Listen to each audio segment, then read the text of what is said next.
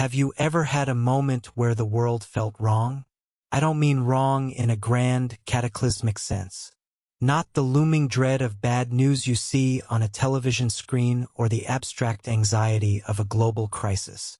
I mean a smaller, more intimate, and for that reason, a profoundly more unsettling kind of wrongness. It's the fleeting sensation when you walk into a room you've been in 1,000 times before and feel an unexplainable shift in the atmosphere. As if the very air has changed its density, its scent, its emotional texture. It's the disorienting jolt of seeing a familiar street corner, a place etched into your muscle memory, and for a split second not recognizing it at all, seeing it as a place you've never been before. It's the quiet, maddening confusion of a shared memoria-specific inside joke, a memorable vacation, a pivotal, life-altering conversation that you recall with the crystalline, high-definition clarity of a film, but your friend, your sibling, your partner, the other person who was there, looks at you with genuine puzzlement and insists with absolute, unshakable certainty that it never, ever happened. These are the quiet moments of dissonance, the hairline fractures that appear on the smooth, polished surface of our daily lives. We are creatures of habit and pattern, and our brains, those magnificent and mysterious organs, are masterfully designed to smooth over these cracks, to maintain a coherent and stable narrative of reality. We dismiss these moments. We blame a faulty memory, a long day at work, a trick of the light, a moment of simple distraction. We have to, don't we? Because the alternative, the thought that lies on the other side of that dismissal, is a thought too vast, too vertigo-inducing to seriously entertain for more than a passing moment. The alternative suggests that the solid, predictable, singular reality we inhabit this one, right here, right now, might be porous. It suggests the fabric of our existence isn't a solid sheet of steel, but a tapestry, woven from threads we cannot see, constantly shimmering and vibrating just at the very edge of our perception. And sometimes a thread comes loose. Sometimes, in the most mundane of moments, someone stumbles, trips, and falls right through a tear in the fabric. These are not stories of mad scientists with humming, sparking machines, or heroic explorers charting fantastical new worlds. These are stories of the ordinary colliding violently with the impossible. They are the deeply human tales of people who, for a moment, or for the rest of their lives, found themselves in a place that was almost home, but not quite. A world with a different brand of toothpaste, a different president on the currency, a different name for their own hometown, a different person sleeping next to them in their bed.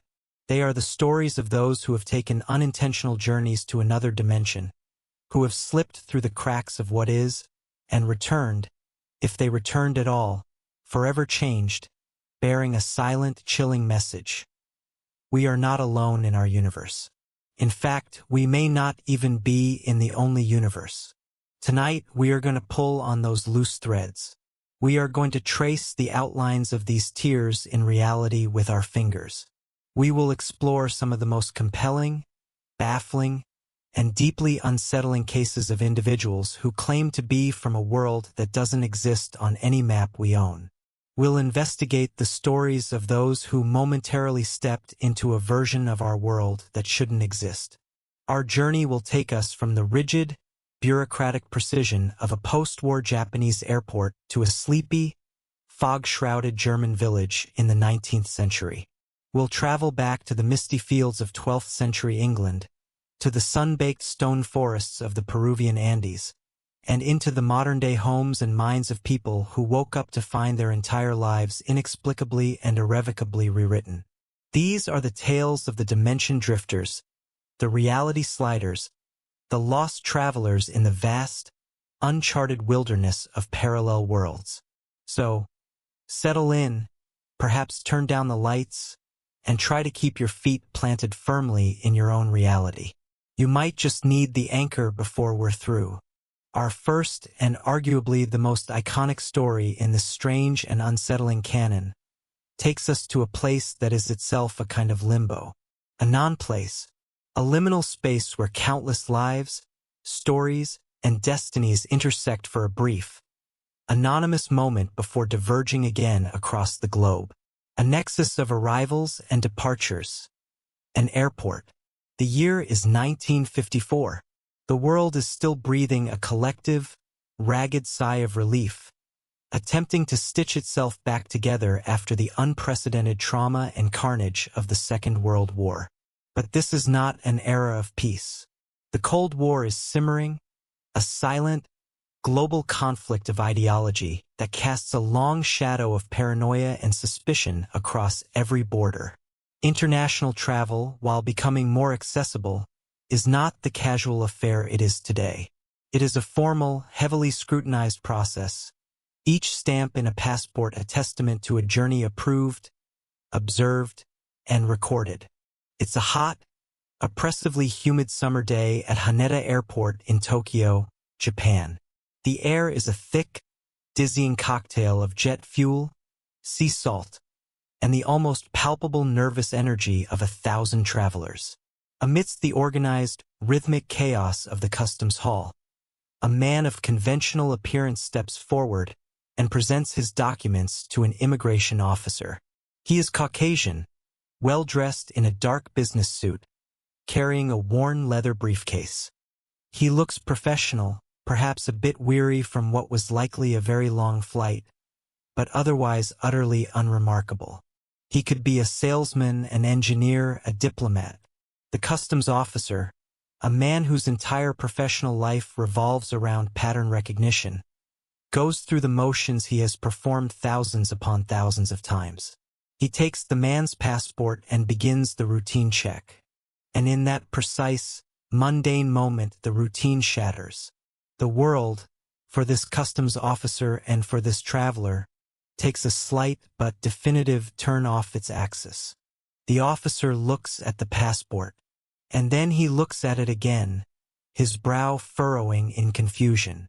At first glance, it appears perfectly authentic. The quality of the deep blue cover is correct. The embossed seal is sharp. The binding is secure. The paper inside has the right texture, the right weight. It bears the appropriate watermarks when held up to the light. It is filled with visa stamps from previous travel stamps from other European nations like France and Italy, and even from previous business trips to Japan. Everything about this document screams legitimacy. Everything, that is, except for one glaring, impossible, world-breaking detail. The country of issue, printed in crisp, official letters, is listed as Taured. Taured?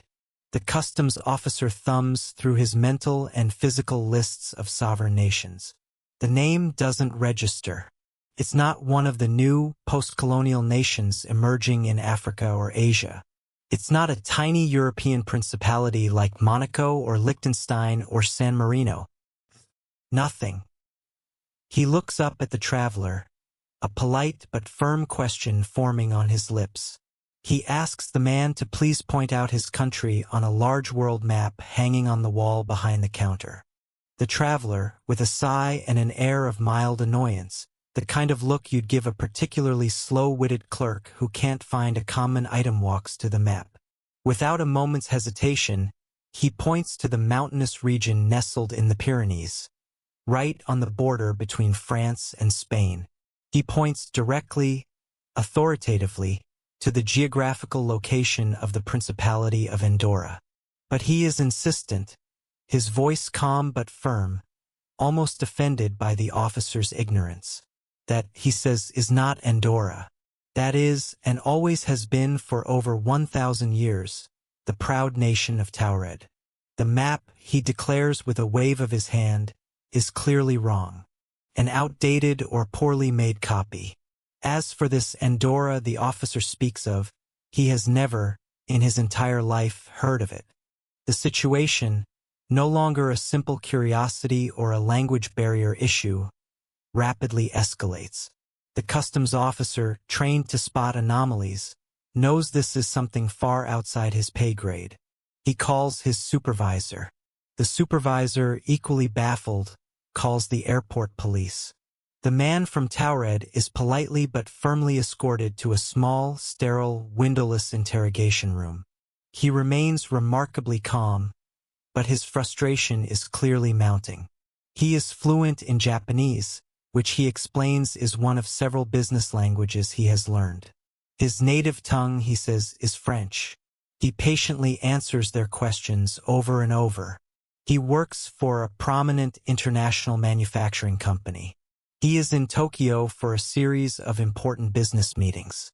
He has all the necessary documentation, letters of introduction, company pamphlets, business cards right there in his briefcase. He even has a reservation at a major Tokyo hotel. The officials, now operating under the logical assumption that this is some new, elaborate form of espionage or a sophisticated smuggling attempt, begin to painstakingly verify his story. Each check they make, however, only deepens the mystery and heightens the sense of the surreal. The large multinational corporation he claimed to be an executive for? They have a major branch in Tokyo, yes, but their records show no employee by his name. A call to their European headquarters yields the same result. The Japanese company he was scheduled to meet with that afternoon? They have never heard of him, his company, or the proposed meeting. His entire professional identity, the very reason for his journey, seems to be a complete fabrication. But then, a bizarre, inexplicable piece of his story checks out. The hotel he named? The officials call, expecting another dead end. Instead, the clerk confirms it. Yes, they did have a reservation for him, made several weeks prior by his company's European branch. The very same company that, according to its own records, does not exist. The pieces of the puzzle don't just fit together wrong. They seem to come from entirely different puzzles, from different boxes, from different worlds. In his wallet, he carries a variety of European currencies: French francs, German marks, Italian lire, all of which appear to be standard, legal tender. His driver's license, a laminated card with his photo, is issued by the government of Taured. His checkbook is for a bank, the Taured National Bank, that has no physical branches, no records, no existence on this planet. Here is a man of sound mind, professional in his demeanor, with documents that look and feel real, with money that is real, with a confirmed hotel reservation, who claims to be from a country that has never occupied a single inch of planet Earth as we know it. Hours of questioning stretch into the late evening. The man sticks to his story with the unwavering consistency of someone telling the truth. He cannot understand why they are detaining him. He is not a criminal. He is simply a businessman from Taured, on a routine trip. The authorities, utterly bewildered, deeply suspicious, and frankly out of options, decide to detain him overnight while they try to contact higher intelligence agencies. They place him in a hotel room, not the one he had booked, but one under their direct control, located high up in a modern hotel near the airport. His impromptu prison cell has only one exit: the door. They station 2 immigration officers directly outside it, with explicit, written orders that no one is to enter or leave until morning. The room's only window has no balcony, no ledge, no fire escape. It is a sheer, terrifying drop of many stories to the bustling, neon-lit street below. Escape is, by all rational measures, impossible.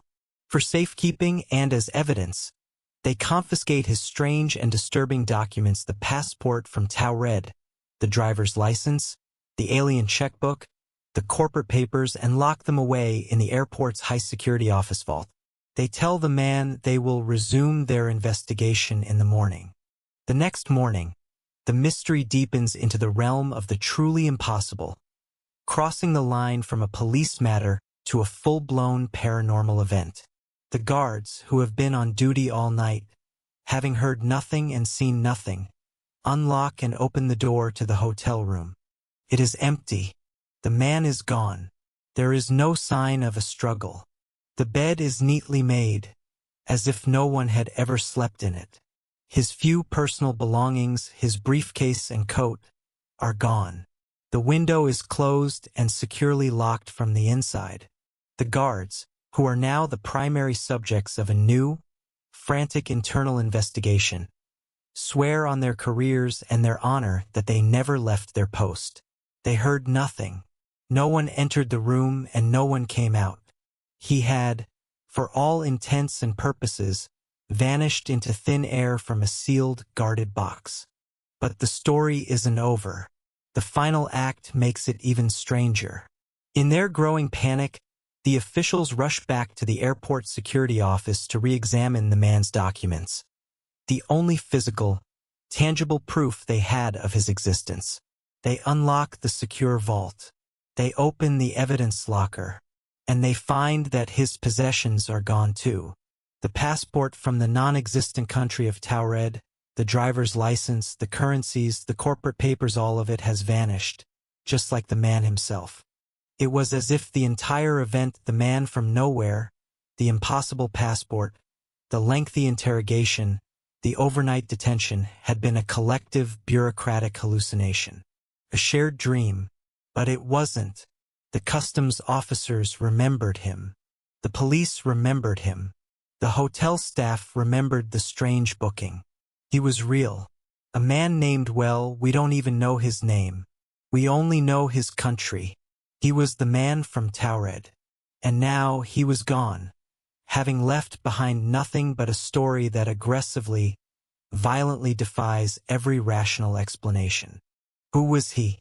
The most common explanation offered by skeptics is that the story is a clever piece of fiction, a well-crafted urban legend that has been polished and embellished over decades of internet retellings. And it's true that finding original, verifiable primary sources from 1954 Japan police reports, immigration records, newspaper clippings is next to impossible today. The story seems to have first surfaced in print in books on the paranormal and unexplained phenomena in the 1960s and 80s, like Colin Wilson's The Directory of Possibilities. But the narrative consistency across these early tellings is striking. Could he have been a highly skilled spy or con man with an exceptionally well-forged passport? So what was the con? He wasn't seeking asylum or money or fame. He was, by all accounts, an ordinary businessman who just wanted to get through customs and go to his meeting. And more importantly, how does even the most skilled con man defy the laws of physics and vanish from a guarded, locked room, taking his evidence with him? Or do we dare to consider the far more profound and unsettling alternative? That for a brief, bewildering period, a man from another reality, another dimension, slipped through a crack in the universe into ours. A reality almost identical to our own, but with a slight yet crucial difference in its political geography. A world where, nestled in the Pyrenees Mountains, lies not the small principality of Andorra, but the proud 1,000-year-old nation of Taured. In his world, his passport was normal. His company was real. It was our world that was wrong. Imagine his terror. Imagine the profound and absolute psychological dislocation. He wasn't just a tourist in a foreign land. He was a castaway on the shores of an alternate reality, a ghost in a machine that wasn't his. And his disappearance, perhaps the same tear in the fabric that allowed him to fall into our world, eventually opened again, pulling him back to his own timeline. Or perhaps, like a computer file on an incompatible operating system, his very existence was unsustainable in our reality, and he simply deleted. The story of the man from Taured serves as the quintessential example of this phenomenon, a clean, chilling, and complete narrative of a visitor from a place that is, by all our metrics, nowhere. But he was not the first, nor would he be the last. Long before the age of air travel and digital records, other strange visitors have reportedly appeared, leaving local populations just as baffled as those Tokyo customs officials. To find our next traveler, we must wind the clock back another century, to the year 1851. The world is one of steam and iron, of burgeoning empires, scientific revolution, and new philosophies.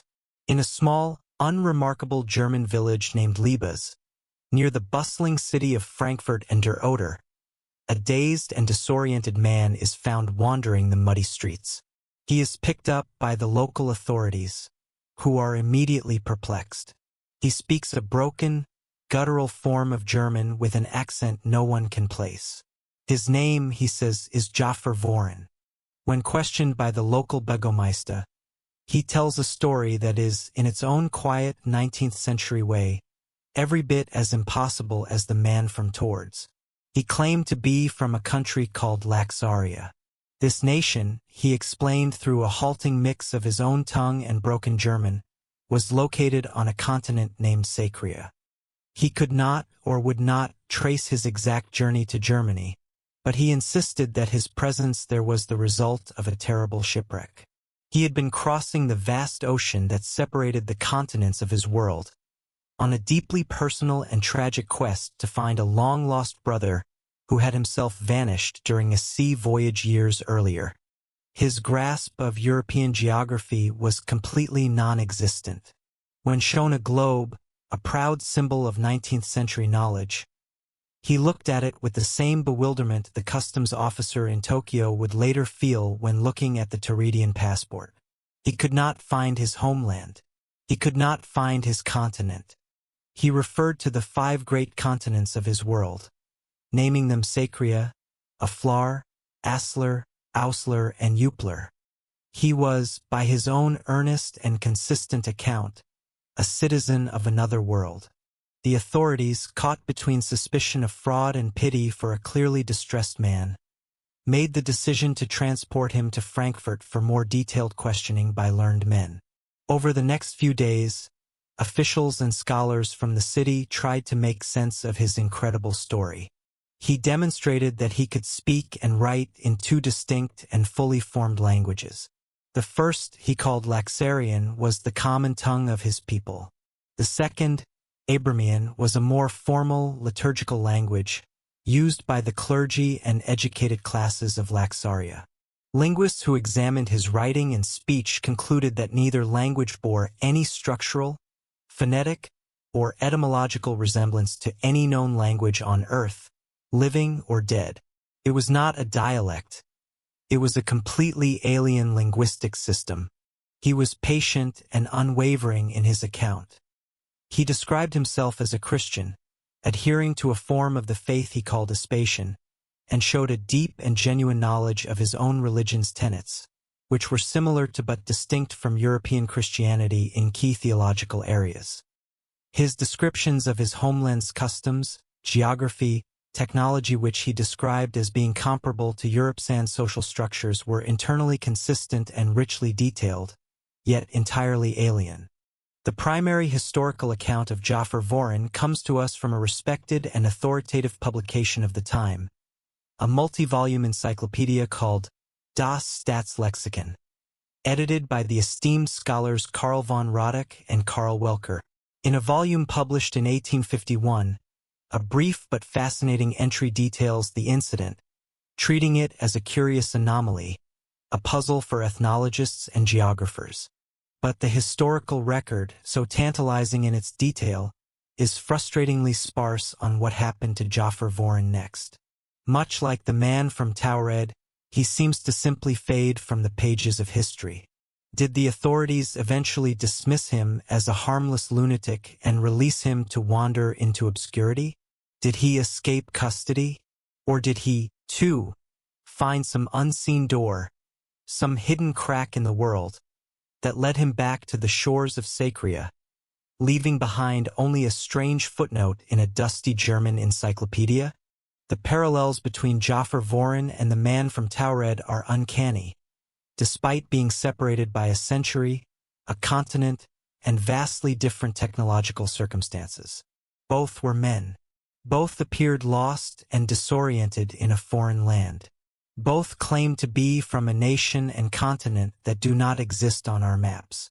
Both provided consistent, detailed, albeit unverifiable, information about their homes. And both ultimately vanished from our record, leaving behind more questions than answers. And even before Jafar Voren, there was another, even more mysterious case that has echoed through the centuries.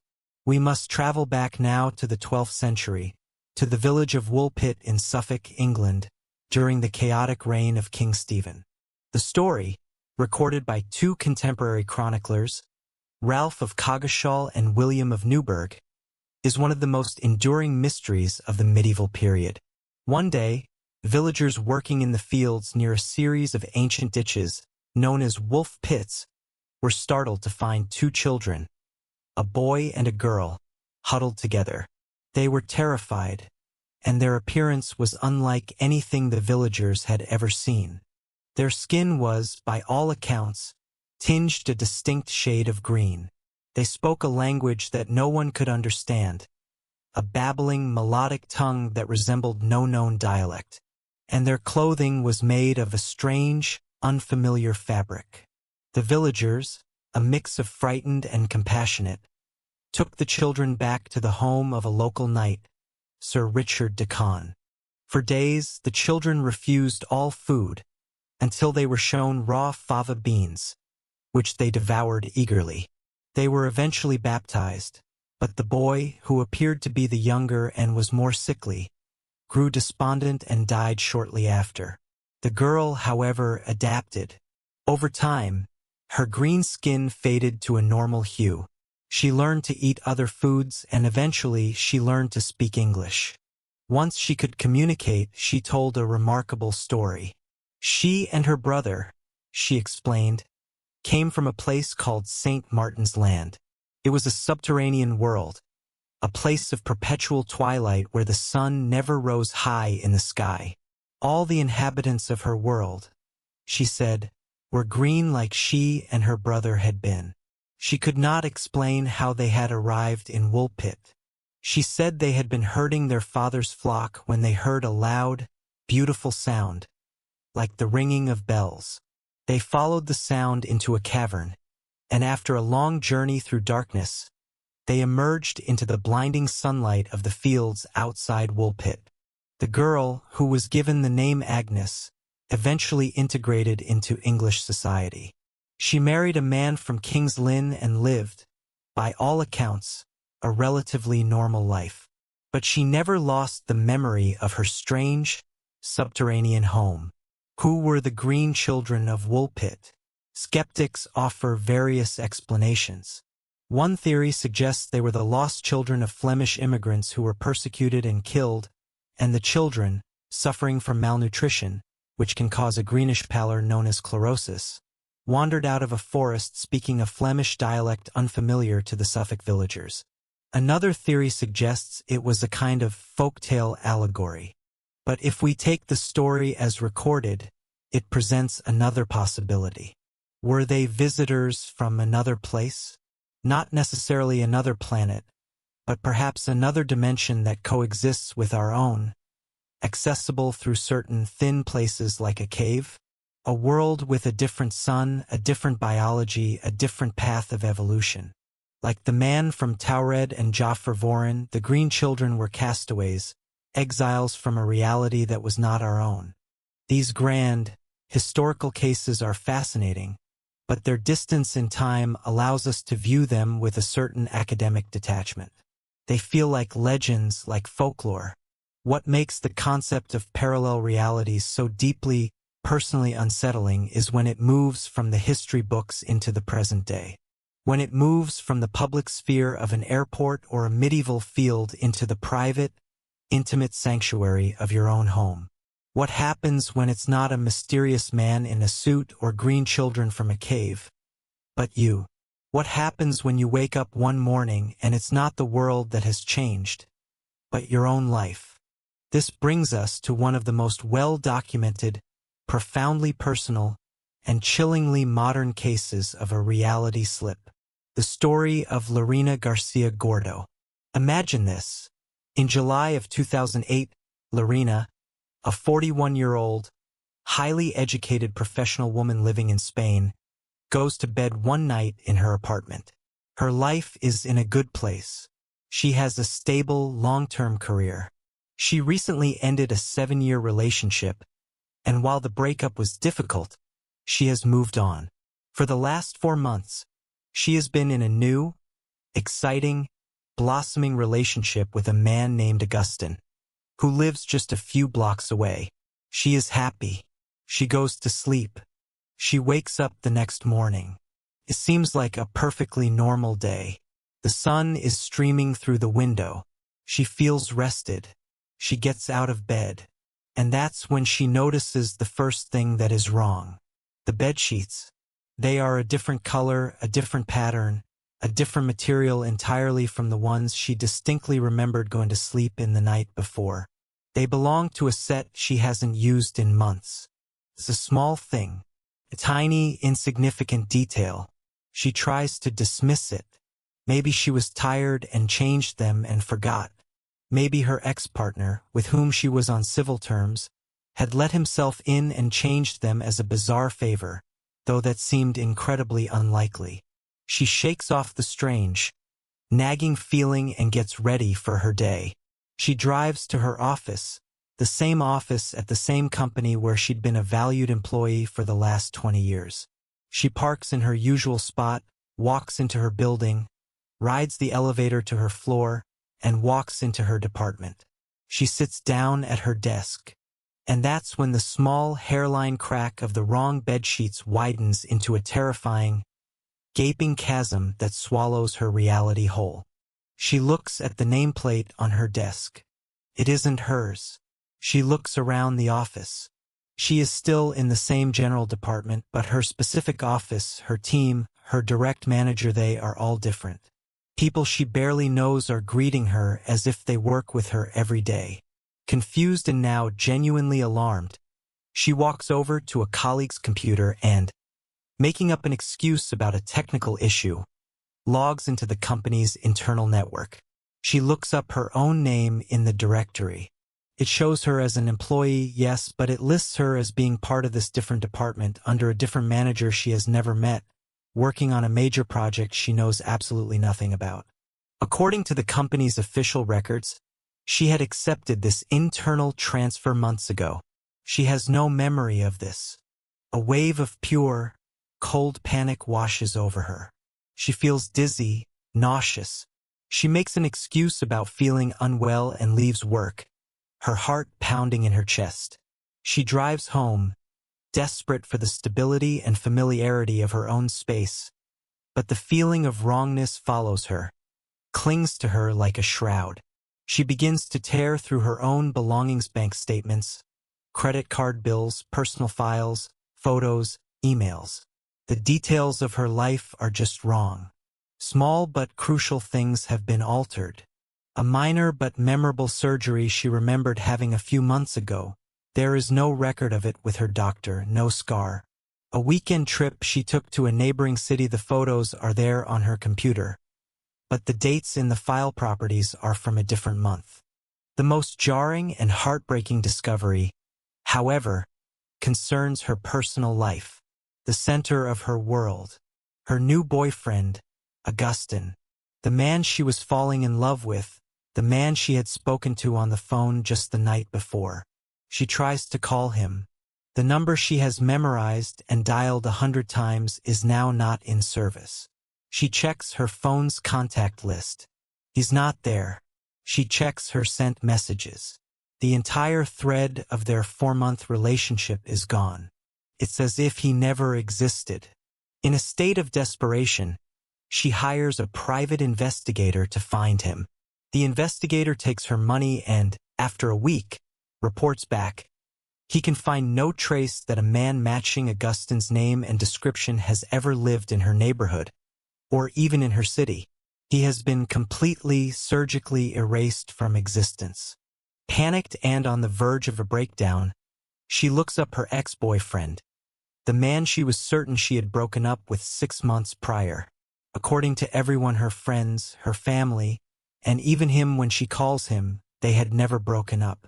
He is still her partner. When she tries to explain to him that they had separated months ago, that she had moved on, he looks at her with deep concern and fear, as if she were losing her mind. He tells her she's been stressed, working too hard, that she's confused. Imagine the sheer, unadulterated psychological horror of this situation. The life you have been living, the conscious choices you have made, the people you have loved and lost suddenly and systematically erased and replaced with a different, unwanted narrative. You possess a complete, detailed, emotional set of memories of a life that no one else shares. To the entire world, to everyone you trust, you are the one who is confused, mistaken, perhaps dangerously unwell. Lorena did what any rational person would do.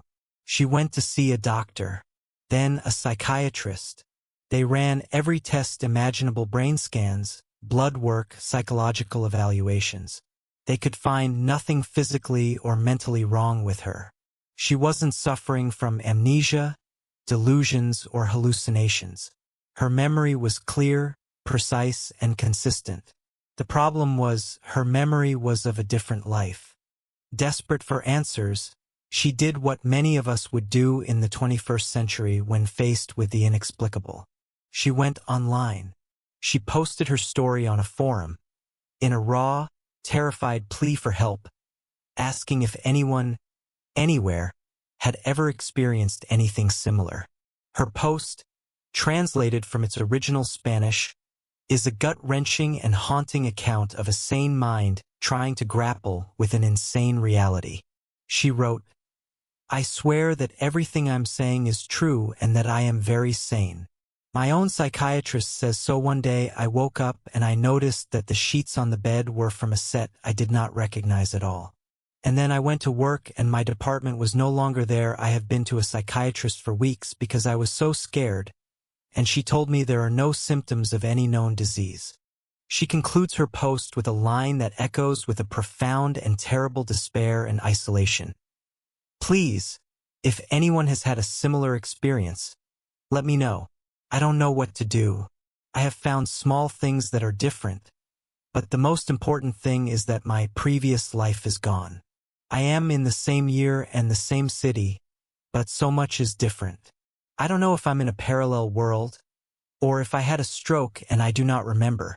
I don't know what to believe." Lorena Garcia Gordo's story is a modern-day man from Taured, but the displacement is internal, not geographical. The country that has changed is not on a map, but within the intimate, fragile landscape of her own existence. Skeptical explanations abound, of course. Could it be a subtle form of dissociative amnesia, where a forgotten trauma caused her to block out or rewrite certain life changes? Could it be a rare neurological condition like Capgras delusion, where one believes a loved one has been replaced by an imposter? In her case, it's her entire life that feels like an imposter? Or perhaps it's a case of confabulation, where the brain, trying to fill in gaps in memory, creates false but internally coherent narratives. These are all valid medical possibilities, but they don't seem to fully account for the sheer number of small, verifiable, external details that were different, nor the crystalline clarity and consistency of her other memories. She wasn't just confused. She was living with a phantom life. What if Lorena didn't have a breakdown but a breakthrough? What if, one night, in the mysterious and vulnerable state of sleep, her entire consciousness didn't just turn over in her bed, but slipped from one timeline to an adjacent one? A timeline where she never broke up with her ex, where she accepted a different internal transfer at work, and where, tragically for her, she never met Augustin. A world so painfully, cruelly close to her own that the differences are almost invisible to an outsider, but to her, they represent the complete negation of her own identity and free will. Her story remains unresolved. As far as we know, Lorena is still living in that other reality, a permanent exile just a few degrees of separation away from the life she built and the man she loved. Not all of these slips are so permanent or life-altering. Sometimes the journey to another reality is brief, a fleeting and disorienting round trip. This brings us to another recurring and deeply unsettling archetype in the world of the unexplained: the phantom destination, the wrong turn that takes you off the map. Consider the strange and well-documented case of Carol Chase McElhenney. In 1996, Carol was driving from her home in San Bernardino, California, to visit family in the nearby town of Paris. On the way, She decided to make a nostalgic detour and stop in her old hometown, Riverside.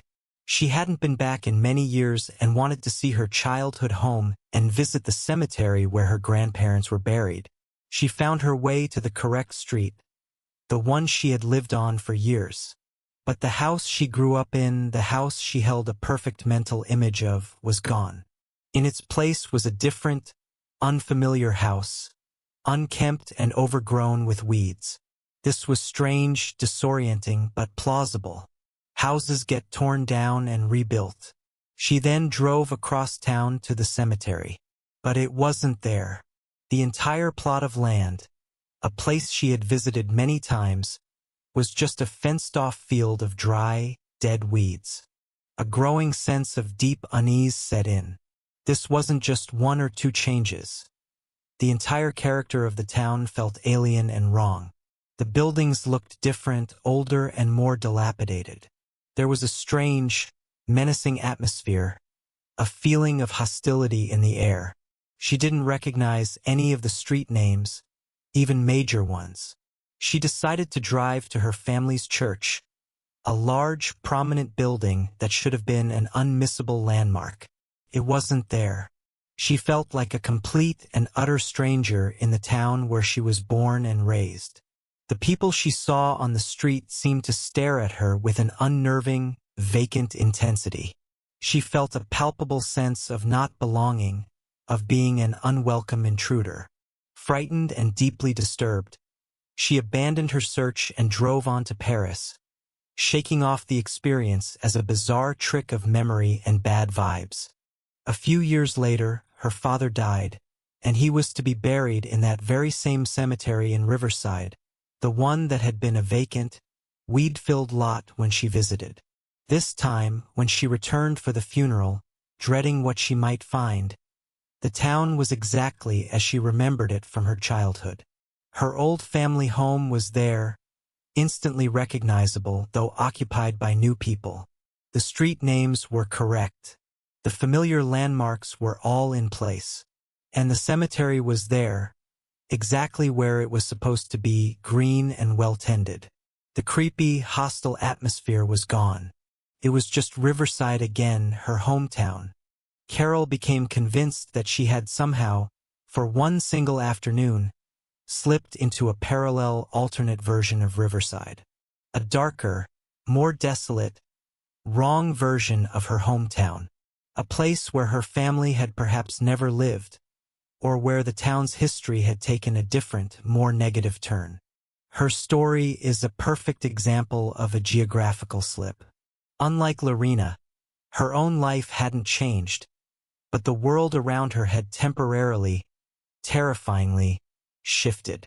These more dramatic cases are the peaks of a vast mountain range of smaller, more common experiences. These are the glitches in the matrix, a term borrowed from science fiction that has become a popular shorthand for these momentary lapses in the continuity of reality. They are the anecdotes shared in hushed tones between friends or posted by the thousands on online forums like Reddit. They include object transference. You place your car keys on the hook by the door, you turn around for a second, and they're gone. You search the whole house, and eventually, in frustration, you open the refrigerator to get a drink, and there they are, sitting next to the milk. You live alone. You have no explanation. They include doppelgangers or bilocation. You see your partner walk into the bedroom. A minute later, they call to you from the kitchen downstairs. When you question them, they swear they've been in the kitchen for the last half hour. So who, or what, did you see walk into the bedroom? And perhaps most compellingly, they include the shared mass memory discrepancy known as the Mandela effect. This is where a large group of people, sometimes millions, clearly remember an event or detail one way, while reality, and all historical evidence, insists it was another. The effect is named for Nelson Mandela, whom an astonishing number of people in the 1980s and 90s distinctly remember dying in prison. They recall seeing news reports, clips of his funeral on TV, even discussions about it in school. In our reality, of course, Mandela was released from prison in 1990 and went on to become president of South Africa, dying as an old man in 2013. Other famous examples abound, and they are maddeningly specific. Is the children's book series spelled the Berenstain Bears or the Berenstein Bears? An overwhelming number of people remember the EIN, spelling with absolute, unwavering certainty. Yet every book ever printed says Ein. In The Empire Strikes Back, does Darth Vader say, "Luke, I am your father"? Or, "No, I am your father"? The iconic line everyone quotes and remembers is the former. The actual line in the film is the latter. Is the classic cartoon Looney Tunes or Looney Tunes? Does the wealthy mascot of the Monopoly board game wear a monocle? Picture him in your mind. Most people see him with one. He has never had one. Did the evil queen in Disney's Snow White say, "Mirror, mirror on the wall"? No, she says, "Magic mirror on the wall." Does the popular candy bar have a hyphen, Kit Kat, or not? It does not. Are these all just cases of collective misremembering, of cultural osmosis where the wrong version becomes more popular than the real one? That is the simple, logical, psychological explanation. Our memories are fallible, suggestible, and prone to error. But for those who experience the Mandela effect, the feeling is not one of being mistaken. It's a feeling of profound certainty that the world itself has changed underneath them. It's the Lorena Garcia experience on a massive collective scale. What if these aren't memory errors? What if they are residual memories from a slightly different timeline? What if, at some point, two or more nearly identical parallel universes merged or collided, and the correct details from one dominant timeline overwrote the other, leaving behind phantom memory fossils in the minds of millions of people? So where does this leave us? We are faced with a vast spectrum of possibilities.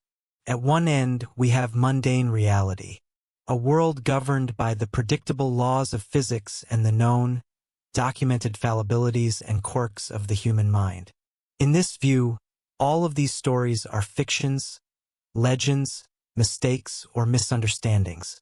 The man from Taured was a spy with a brilliant but failed cover, or a hoax that grew into a legend. Jafar Vorin was a misunderstood foreigner. The Green Children were malnourished Flemish orphans. Lorena Garcia and Carol Chase McElhenney suffered from complex and rare neurological or psychological events. The Mandela effect is a textbook example of social confabulation and the fallibility of human memory. Every glitch has a bug in our own internal biological software as its source. This is the rational, scientific, and most probable explanation. And yet, is it fully satisfying? Does this framework truly account for the profound sense of dislocation, the specific and verifiable details that are wrong, the uncanny patterns that connect these stories across centuries and continents? To dismiss every single one of these experiences as a simple mental error feels, in its own way, like its own kind of leap of faith. It requires us to believe that a man could not only forge a perfect passport from a non-existent country but also defy the laws of physics and vanish from a guarded, locked room, taking all evidence with him. It requires us to believe that Lorena Garcia's brain could spontaneously and selectively rewrite dozens of interconnected details of her life while leaving her otherwise perfectly lucid and rational. It asks us to believe that millions of people can independently generate the exact same false memory, down to the spelling of a single name. So, for the remainder of our time together, let us do what humans do best. Let us wonder. Let us entertain the fantastic. Let's step outside the comfortable confines of conventional explanation and explore the theoretical frameworks that could, just possibly, account for these events. What if these incidents are exactly what they appear to be? The first and most scientifically grounded, though still mind-bending possibility comes from the bizarre and counterintuitive world of quantum physics.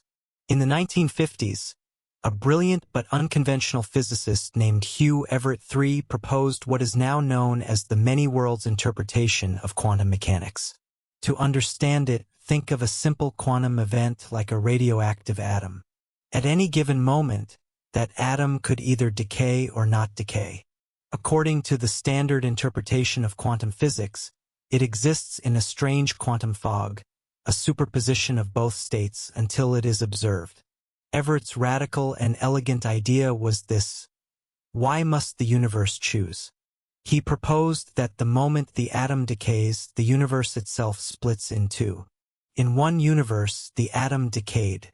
In the other, a brand new, equally real, parallel universe, the atom did not decay. Every single quantum event, with its multiple possible outcomes, causes the universe to constantly branch into a dizzying, incomprehensible number of parallel timelines. You decide to turn left instead of right on your drive home? In one universe, you turn left. In another, a parallel universe is instantly created where you turned right. Every single choice, every single random event, from the firing of a neuron in your brain to the path of a photon from the sun, creates a cascade of new parallel timelines. Under this model, there wouldn't just be one alternate universe. There would be an infinite or near-infinite number of them.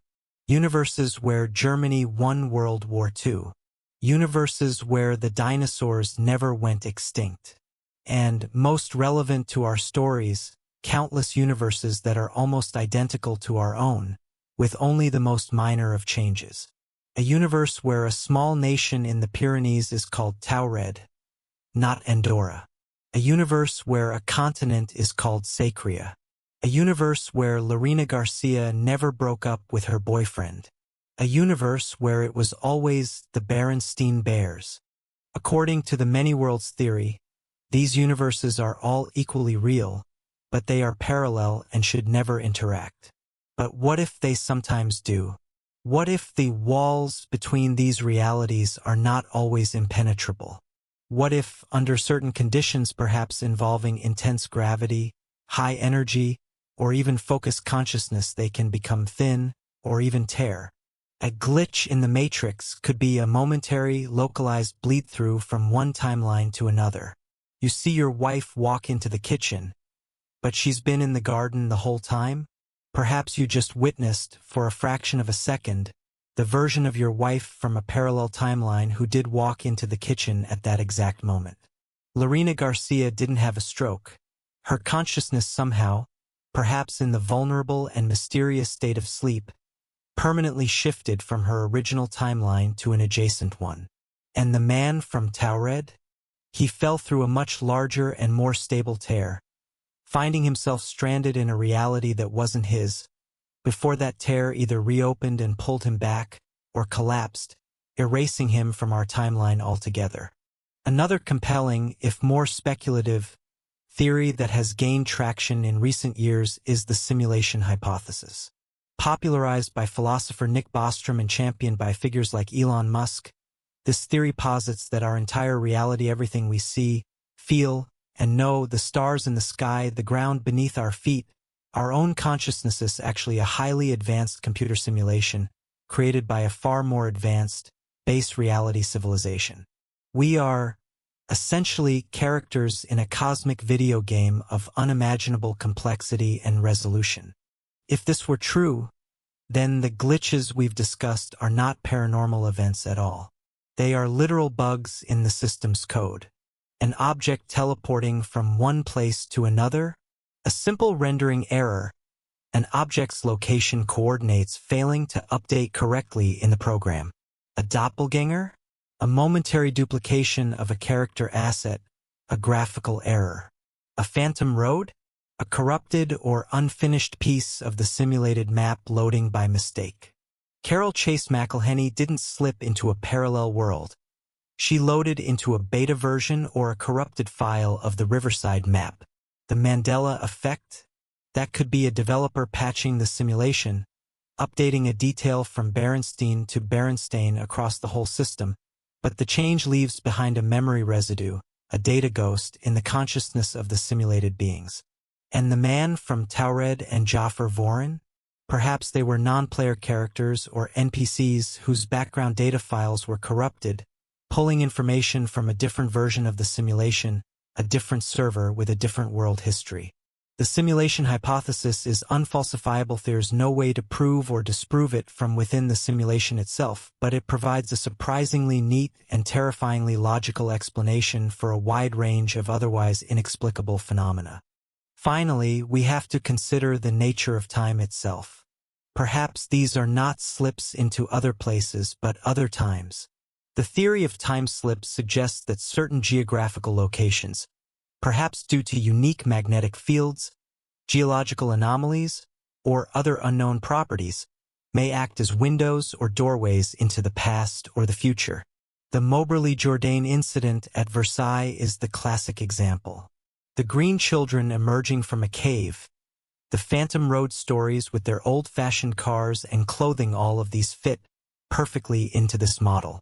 Maybe these travelers aren't crossing into a parallel dimension, but are momentarily stepping through a pocket of the past that has, for a brief, strange instant, manifested in the present. This could even apply to the Markawasi story, where the cabin was a stable, dangerous window into the 17th century. These theories are grand, mind-bending, and ultimately unproven, but they demonstrate that our understanding of reality is far from complete. The truth is, we don't know what happened to the man from Taured. We don't know who Jafar Vorin or the Green Children really were. We don't know what trauma Lorena Garcia is still living through every single day. Their stories remain as enduring, powerful enigmas. And they are so powerful not because they offer us easy answers, but because they pose a fundamental question to the very nature of our existence. They force us to confront the fragility of our own perception, the unsettling idea that our individual and collective reality is not as solid, as immutable as it seems. They hold a mirror up to our world and show us a reflection that is just slightly, terrifyingly different.